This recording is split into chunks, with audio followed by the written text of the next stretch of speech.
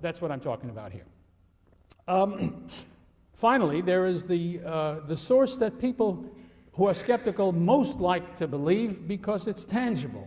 I'm talking about archaeology, which is the discovery and examination and evaluation of material evidence that is not in writing. The actual remains of places where they lived, the implements that they used, and so on and so on. And the beautiful thing about that is you actually have it. It's objective. It's an object. It's not something that somebody imagined. But you shouldn't derive as much confidence from it as a lot of archaeologists like to, because it's only a thing until you say what it means, until you put a date on it, until you try to understand what it really is, what its function was, who brought it there, who left it there. All those things have to be reasoned out from all the evidence, all the information you can get. So there's an astonishing amount of speculation involved in establishing this apparently rigorous objective technique. We certainly need to use it, and we need to use it as carefully, that's my point, as carefully as we use everything else. But it is indeed very valuable in studying a world before our time, always. In the Mycenaean period, tells us very confidently that the Mycenaeans were Greeks. But of course, a lot was known about these Mycenaeans well before the syllabary was deciphered. It's worth saying a word about that because I want to undermine any great confidence that you may have in what you can believe that scholars tell you, because we keep finding out how wrong we are about all kinds of things. But I would say if you walked into the leading universities in the world, there would probably be German in the 1850s, and you went to the classics people, and you said, well, you know, Homer wrote about these places, Mycenae and other places. Can you tell me where that was? And they said, you silly fellow, that's just stories. That's mythology. That's poetry. There never was an Agamemnon. There never was a Mycenae. There isn't any such thing. And then in 1870, a German businessman by the name of Heinrich Schliemann, who had not had the benefit of a university education and didn't know what a fool and how ignorant he was, believed Homer. And he said he wanted to look for Troy. So he went to where people thought Troy might be, and he began digging there. And before you know it, he discovered a mound filled with cities, which he believed was Troy. And after the usual amount of scholarly debate, there seems to be no doubt that it was the city of Troy. So having succeeded with that, he thought, well, now that I've seen Troy, how about Mycenae? Off he went to the northeast Peloponnesus, to the site where he thought it might be Mycenae from Homer's account, and I wouldn't be telling you this story, and you know the outcome. He found it. It was the excavation of the site of Mycenae, which was soon followed by the excavation of other sites from the same period, that made it possible for people to talk about this culture even before they could read the script.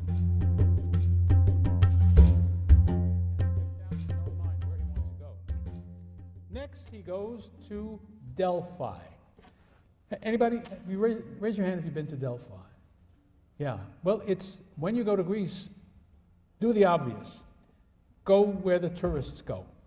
And Delphi is one place not to miss. It's halfway up Mount Parnassus, and it was thought by the Greeks to be the omphalos, the navel of the universe, the center in every way. Why? Because there the god Apollo had established an oracle. There was a place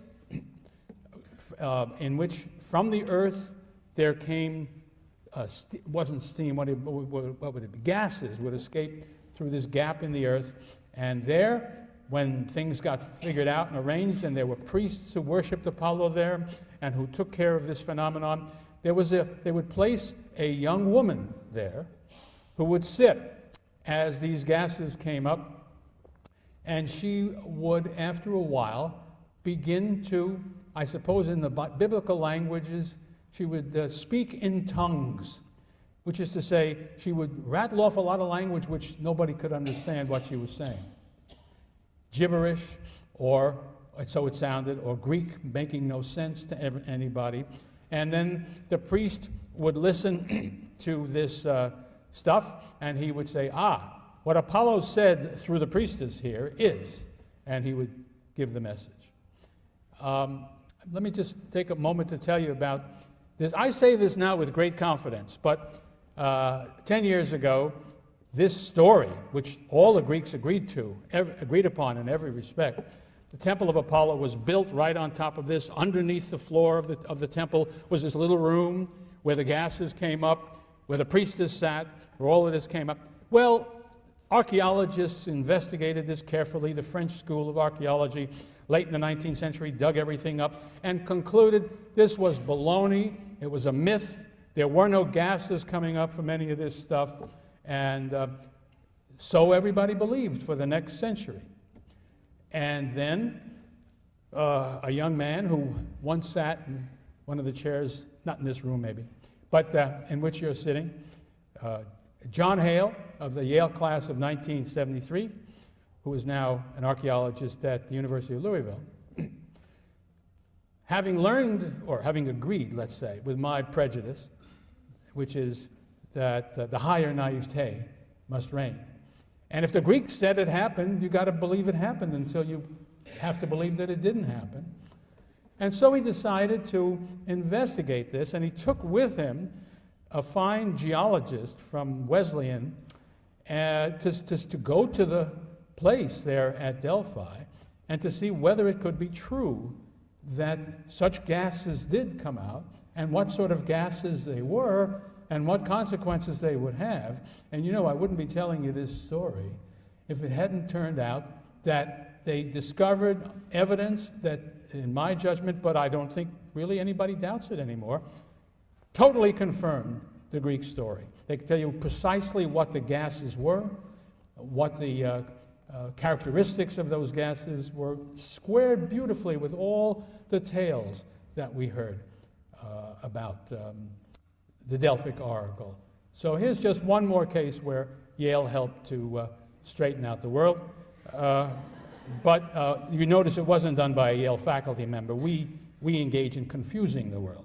But our alumni do a much better job, and that's what happened here.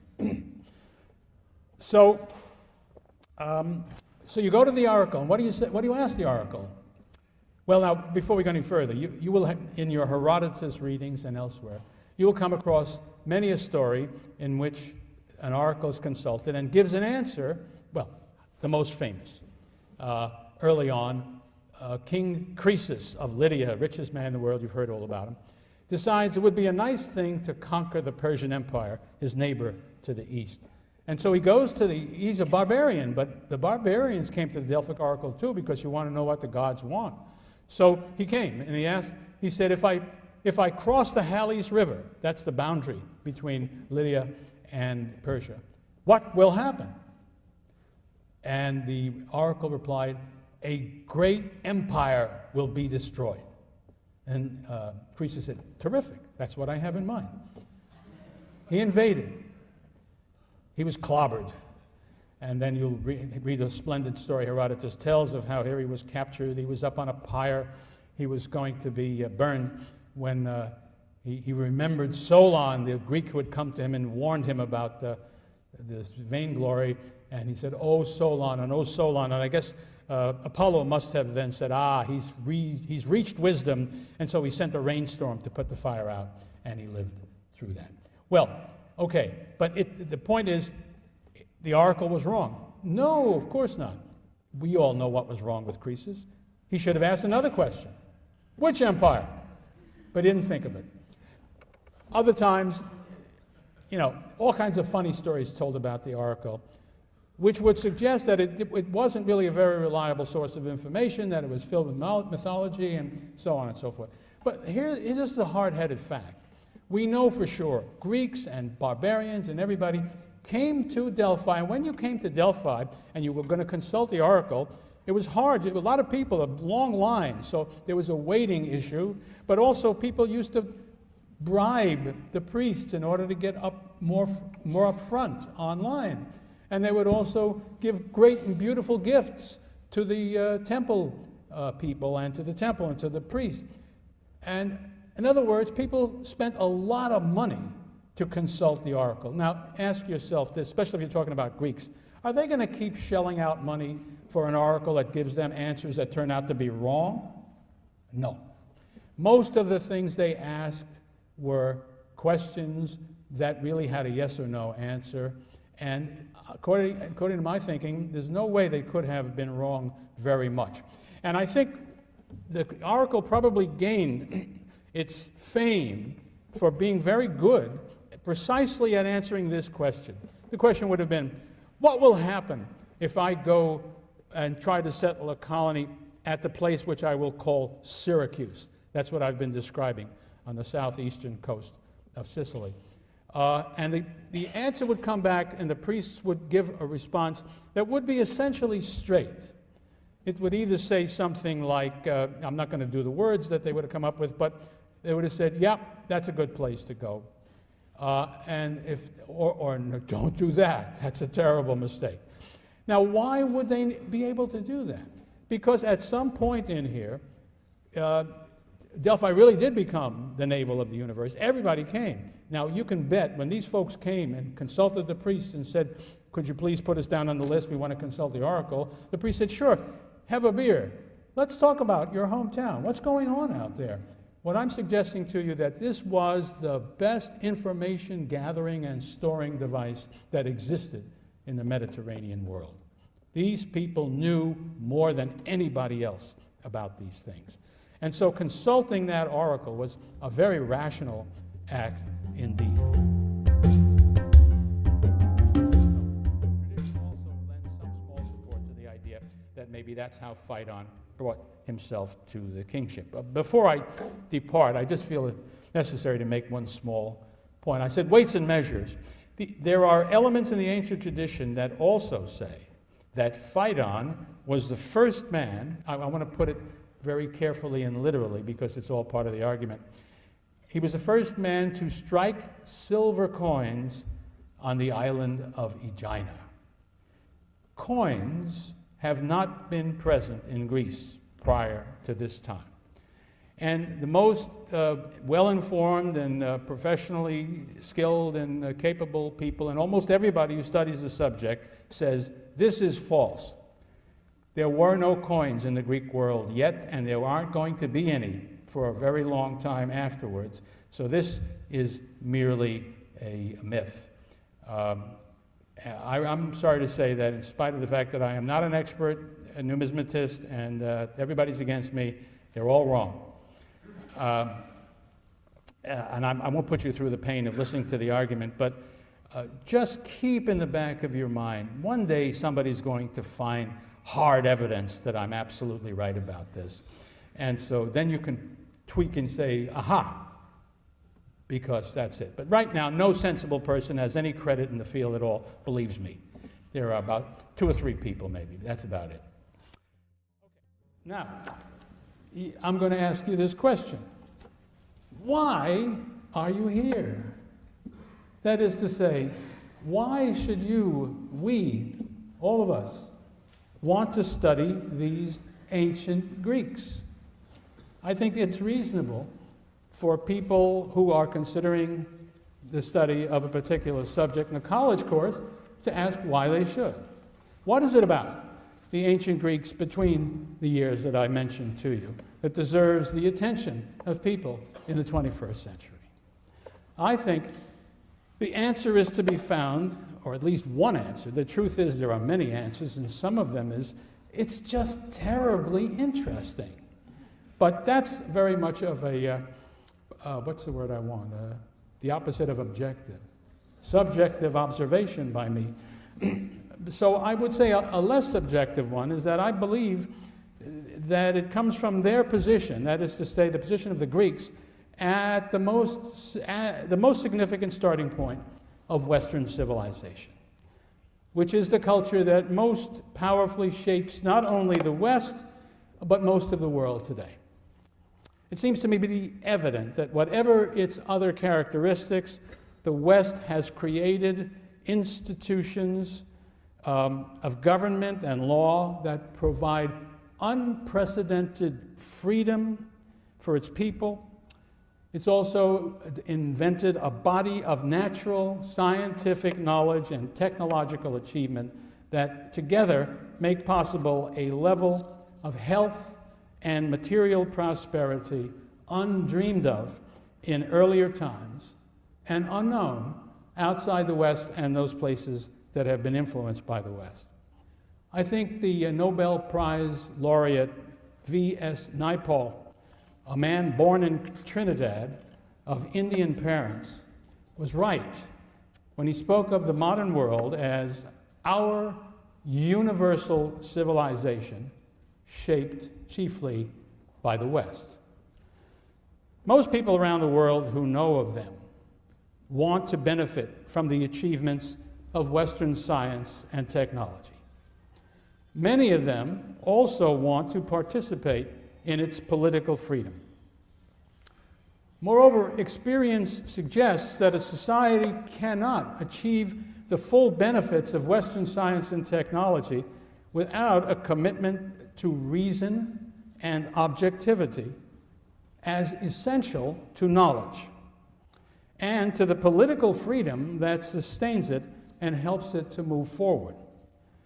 The primacy of reason and the pursuit of objectivity, therefore, both characteristic of the Western experience, seem to me to be essential for the achievement of the desired goals almost anywhere in the world. The civilization of the West, however, was not the result of some inevitable process through which other cultures will automatically pass.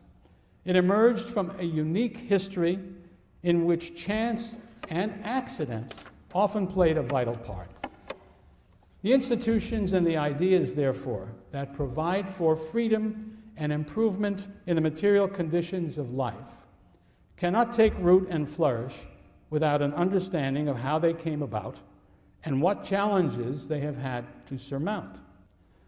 Non-Western peoples who wish to share in the things that characterize modernity will need to study the ideas and history of Western civilization to achieve what they want. And Westerners, I would argue, who wish to preserve these things must do the same. The many civilizations adopted by the human race have shared basic characteristics. Most have tended toward cultural uniformity and stability. Reason, although it was employed for all sorts of practical and intellectual purposes in some of these cultures, it still lacked independence from religion, and it lacked the high status to challenge the most basic received ideas. Standard form of government has been monarchy. Outside the West, republics have been unknown. Rulers have been thought to be divine or appointed spokesmen for divinity. Religious and political institutions and beliefs have been thoroughly intertwined as a mutually supportive, unified structure. Government has not been subject to secular, reasoned analysis. It has rested on religious authority, tradition, and power. The concept of individual freedom has had no importance in these the great majority of cultures in human history. The first and the sharpest break with this common human experience came in ancient Greece. The Greek city-states called polis were republics. Differences in wealth among their citizens were relatively small. There were no kings with the wealth to hire mercenary soldiers, so the citizens had to do their own fighting and to decide when to fight. As independent defenders of the common safety and the common interest, they demanded a role in the most important political decisions. In this way, for the first time, political life really was invented. Observe that the word political derives from the Greek word polis. Before that, no word was needed because there was no such thing. This political life came to be shared by a relatively large portion of the people, and participation in political life was highly valued by the Greeks. Such states, of course, did not need a bureaucracy, for there were no vast royal or state holdings that needed management, and not much economic surplus to support a bureaucratic class. There was no separate caste of priests, and there was very little concern, I don't mean no concern, but very little concern with life after death, which was universally important in other civilizations. In this varied, dynamic, secular, and remarkably free context, there arose for the first time a speculative natural philosophy based on observation and reason, the root of modern natural science and philosophy, free to investigate or to ignore divinity. What most sets the Greeks apart is their view of the world. Where other peoples have seen sameness and continuity, the Greeks and the heirs of their way of thinking have tended to notice disjunctions and to make distinctions. The Greek way of looking at things requires a change from the characteristic way of knowing things before the Greeks, that is to say, the use of faith, poetry, and intuition, and instead, increasingly the Greeks focused on a reliance on reason. Reason permits a continuing rational inquiry into the nature of reality. Unlike mystical insights, scientific theories cannot be arrived at by meditation alone, but require accurate observation of the world and reasoning of a kind that other human beings can criticize, analyze, modify, and correct. The adoption of this way of thinking was the beginning of the liberation and enthronement of reason, to whose searching examination the Greeks thereafter exposed everything they perceived, natural, human, and divine. From the time they formed their republics until they were conquered by alien empires, the Greeks also rejected monarchy of any kind. They thought that a human being functioning in his full capacity must live as a free man in an autonomous polis ruled by laws that were the product of the political community and not of an arbitrary fiat from some man or God. These are ideas about laws and justice that have simply not flourished outside the Western tradition until places that were outside the Western tradition were influenced by the West. The Greeks, however, combined a unique sense of mankind's high place in the natural order. The Greeks had the most arrogant view of their relationship to the divinity, as I will tell you about later in the course, of any people I know. So on the one hand, they had this very high picture of this place of man. But they combined it, and what possibilities human beings had before them. And they combined it with a painful understanding of the limitations of the greatness and the possibilities before man. This combination of elevating the greatness in reality and in possibility of human beings with the limitations of it, the greatest limitation being mortality, that together composes the tragic vision of the human condition that characterized classical Greek civilization. To cope with it, they urged human beings to restrain their overarching ambitions. Inscribed at Apollo's temple at Delphi, which became, the Greeks came to call it the navel of the universe, but it certainly became the center of the Greek world, and which was also seen as a central place of importance by non-Greeks who were on the borders of the Greek world. That temple at Delphi had written above the temple these words: "Know thyself," and another statement, "Nothing in excess." I think those together really mean this: know your own limitations as a fallible mortal, and then exercise moderation, because you are not divine, you are mortal. Beyond these exhortations, they relied on a good political regime to enable human beings to fulfill the capacities that were part of their nature, to train them in virtue, and to restrain them from vice. Aristotle, in his Politics, made the point neatly, and I quote him: as man is the best of the animals when perfected, so he is the worst when separated from law and justice. For injustice is most dangerous when it is armed, and man, armed by nature with good sense and virtue, may use them for entirely opposite ends.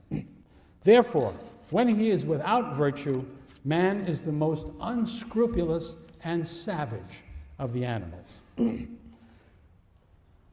Aristotle went on to say that the justice needed to control this dark side of human nature can be found only in a well-ordered society of free people who govern themselves, and the only one that he knew was the polis of the Greeks. Now, the second great strand in the history of the West is the Judeo-Christian tradition, a very different tradition from the one I've just described. Christianity's main roots were in Judaism, a religion that worshipped a single, all-powerful deity who is sharply separated from human beings, makes great moral demands upon them, and judges them all, even kings and emperors. Christianity began as a persecuted religion that ultimately captured the Roman Empire only after centuries of hostility towards the empire, towards Rome, towards the secular state in general. And it never lost entirely its original character as an insurgent movement, independent of the state and hostile to it, making claims that challenged the secular authority. This, too, is unique to the West. Just like the Greek experience is unique, this kind of religious organization is to be found nowhere else in human society. So, the union of a universalist religion with a monarch such as the Roman Empire, who ruled a vast empire, could nonetheless have put an end to any prospect of freedom as in other civilizations. But Christianity's inheritance of the rational, disputatious Greek philosophy led to powerfully divisive quarrels about the nature of God and other theological questions, which was perfectly in the tradition and uniquely in the tradition of Greek philosophical debate. What I'm doing is making a claim that even the Judeo-Christian tradition, which is such a different one from the Greeks, and in so many ways seems to be at odds with it, even they were dependent upon one aspect of the Greek culture, which is inherent in Christianity and important in Christianity. That too was ultimately a Greek source. Well, the people whom the Romans called barbarians destroyed the Western Empire, and it also destroyed the power of the emperors and their efforts to impose religious and political conformity under imperial control.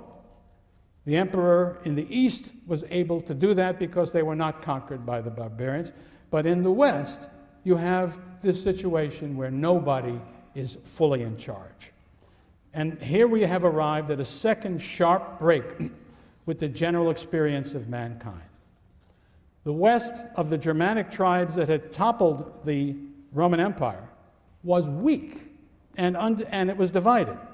the barriers to unity presented by European geography and very limited technology made it hard for a would-be conqueror to create a vast empire, eliminating competitors and imposing his will over vast areas. These conditions permitted the development of institutions and habits needed for freedom, even as they also made Europe vulnerable to conquest and to extinction. And Europe was almost extinguished practically before there was a Europe, very early in its history.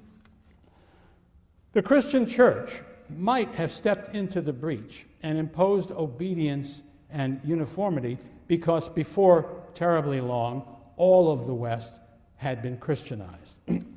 But the church, in fact, never gained enough power to control the state. Strong enough to interfere with the ambitions of emperors and kings, it never was able to impose its own domination, though some of the popes sure tried. Nobody sought or planned for freedom. But in the spaces that were left by the endless conflicts among secular rulers and between them and the church, there was room for freedom to grow. Freedom was a kind of an accident. It came about because the usual ways of doing things were not possible. Into some of that space, towns and cities reappeared, and with them, new supports for freedom. Taking advantage of the rivalries I've mentioned, they obtained charters from the local powers establishing their rights to conduct their own affairs and to govern themselves. In Italy, some of these cities were able to gain control of the surrounding country and to become city-states, resembling those of the ancient Greeks. Their autonomy was assisted by the continuing struggle between popes and emperors, between church and state. Again, a thoroughly unique Western experience. In these states, the modern world began to take form. Although the people were mainly Christians, their life and outlook became increasingly secular. Here, and not only in Italy, but in other cities north of the Alps, arose a worldview that celebrated the greatness and dignity of mankind, which was a very sharp turning away from the medieval Western tradition that put God and life in the hereafter at the center of everything. This new vision is revealed with flamboyant confidence by Pico della Mirandola, a Florentine thinker, who wrote the following: God told man that we, meaning God, have made thee neither of heaven nor of earth, neither mortal nor immortal, so that with freedom of choice and with honor, as though the maker and molder of thyself, thou mayest fashion thyself in whatever shape thou shalt prefer. O supreme generosity of God the Father, O highest and the most great felicity of man, to him it is granted to have whatever he chooses, to be whatever he wills. Now, this is a remarkable leap, even beyond the humanism of the Greeks, something brand new in the world. According to this view, man is not merely the measure of all things, as the Greek sophist Protagoras had radically proclaimed in the 5th century. He is, in fact, says Pico, more than mortal. He is unlimited by nature. He is entirely free to shape himself and to acquire whatever he wants. Please observe, too, that it is not his reason that will determine human actions, but his will alone, free of the moderating control of reason. Another Florentine, Machiavelli, moved further in the same direction. For him, and I quote him, "Fortune is a woman, and it is necessary to hold her down and beat her and fight with her." A notion that the Greeks would have regarded as dangerously arrogant and certain to produce disaster. They would have seen this as an example of the word that they use, and we'll talk about a lot in this course, hubris, this kind of violent arrogance which comes upon men when they see themselves as more than human and behave as though they were divine. Francis Bacon, influenced by Machiavelli, urged human beings to employ their reason to force nature to give up its secrets, to treat nature like a woman, to master nature in order to improve man's material well-being.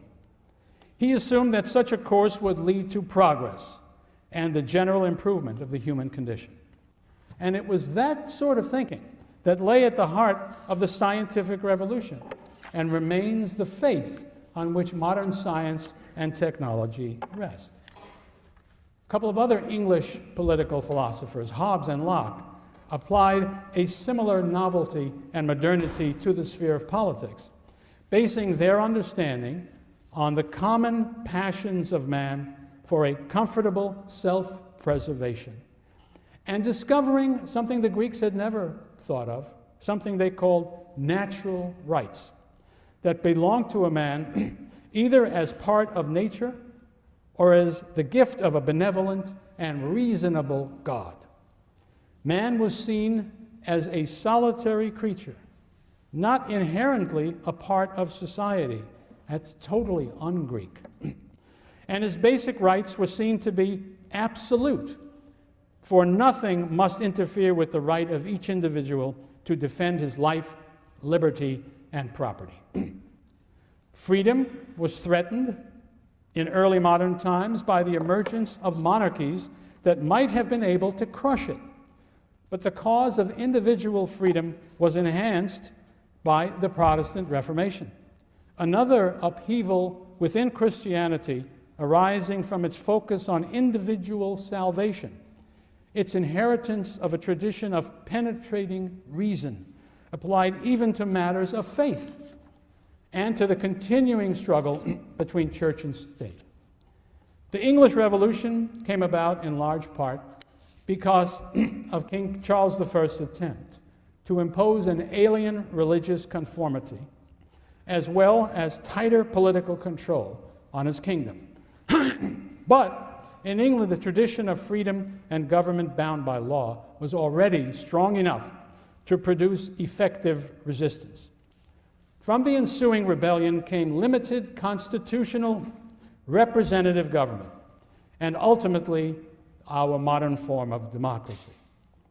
The example and the ideas it produced encouraged and informed the French and the American revolutions and the entire modern constitutional tradition. These ideas and institutions are the basis for modern liberal thinking about politics, the individual and society. Just as the confident view of science and technology as progressive forces improving the lot of humanity and increasing man's capacity to understand and control the universe has been the most powerful form taken by the Western elevation of reason. In the last 2 centuries, both these most characteristic elements of Western civilization have in fact become increasingly under heavy attack. At different times, science and technology have been blamed for the destruction of human community and the alienation of people from nature and from one another, for intensifying the gulf between rich and poor, for threatening the very existence of humanity, either by producing weapons of total destruction or by destroying the environment. At the same time, the foundations of freedom have also come into question. Jefferson and his colleagues could confidently proclaim their political rights as being self-evident and the gift of a creator. By now, in our time, however, the power of religion has faded. And for many, the basis of modern political and moral order has been demolished. Nietzsche announced the death of God, and Dostoevsky's Grand Inquisitor asserted that when God is dead, all things are permitted. Nihilism rejects any objective basis for society and its morality. It rejects the very concept of objectivity. It even rejects the possibility of communication itself. And a vulgar form of nihilism, I claim, has a remarkable influence in our educational system today, the system rotting from the head down, so chiefly in universities, but all the way down to elementary schools. The consequences of the victory of such ideas, I believe, would be enormous. If both religion and reason are removed, all that remains is will and power, where the only law is the law of tooth and claw. There is no protection for the freedom of weaker individuals or those who question the authority of the most powerful. There is no basis for individual rights or for a critique of existing ideas and institutions if there is no base either in religion or in reason. That such attacks on the greatest achievements of the West should be made by Western intellectuals is perfectly in keeping with the Western tradition. The first crowd to do stuff like that you will find in the 5th century BC in Greece, in a movement called the Sophistic movement. These sophists raised most of the questions that my colleagues are now spending all their time with now.